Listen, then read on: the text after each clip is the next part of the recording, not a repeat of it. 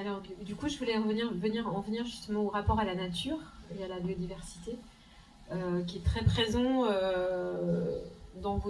principalement dans vos deux livres. Alors, je vais me retourner à nouveau vers vous, Eddie Harris. Je vais vous demander de parler à nouveau.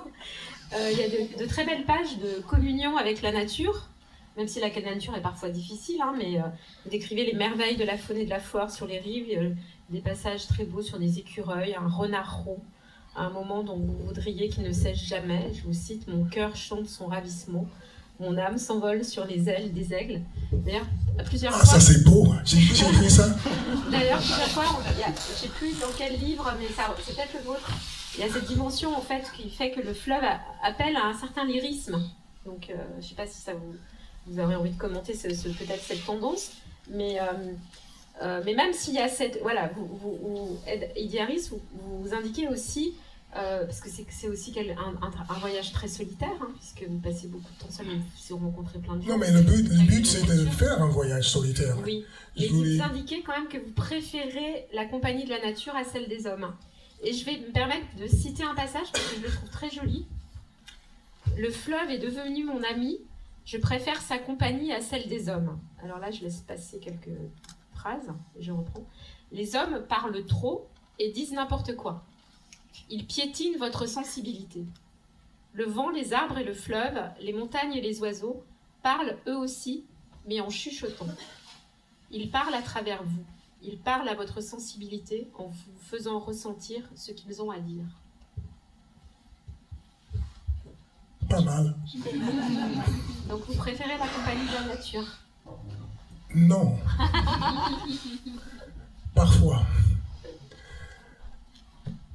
Avant de faire ce voyage, j'étais complètement citadin. J'ai passé tout mon temps dans les villes. Après le voyage, j'ai eu une nouvelle appréciation pour la nature. J'ai appris que la nature est quelque chose de beau.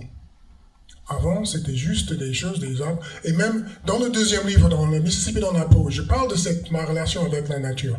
Un arbre est un arbre. Un animal, c'est un animal. Je connais rien aux oiseaux. Mais en même temps, je suis devenu une personne de la nature et je suis addict maintenant. Je passe beaucoup de temps dans les montagnes pour faire la randonnée ou la pêche, que je n'étais pas le cas avant, ou du camping, qui n'était pas le cas avant non plus. Mais maintenant, à cause de cette exposure, pendant 3 mois, 2 mois la première fois, tout seul, je deviens une personne qui appréciait la nature, qui n'était pas le cas avant.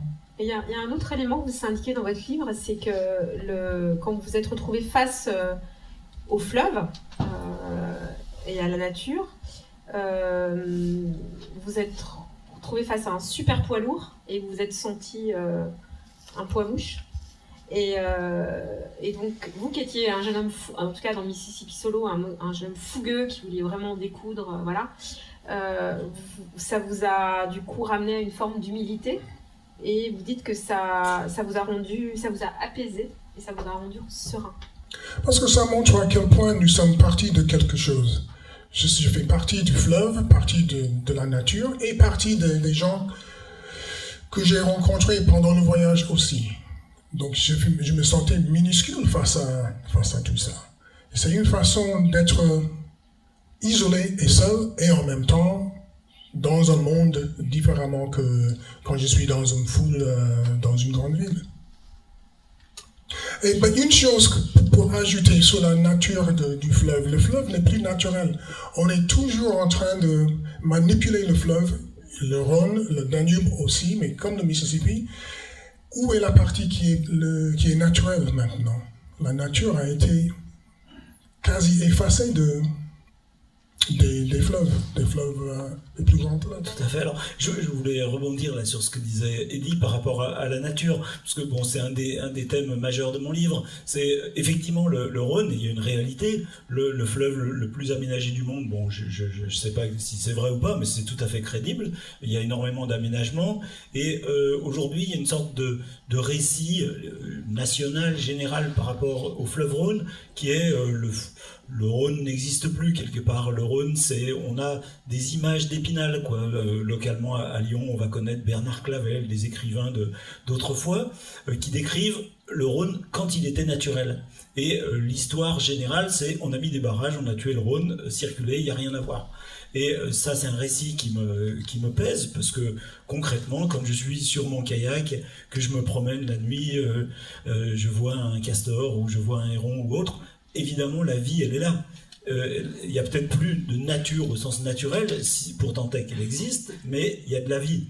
Et je dirais, après avoir écrit le livre, je me suis rendu compte qu'il y avait une sorte de jeu avec moi-même là-dedans. Hein. C'est aussi la relation avec les hommes dont je parle. C'est la question de la résilience. Et j'en parle parce que le livre parle de ce que je voyais de ma fenêtre d'hôpital, c'est-à-dire et de mon chemin de résilience après cette opération.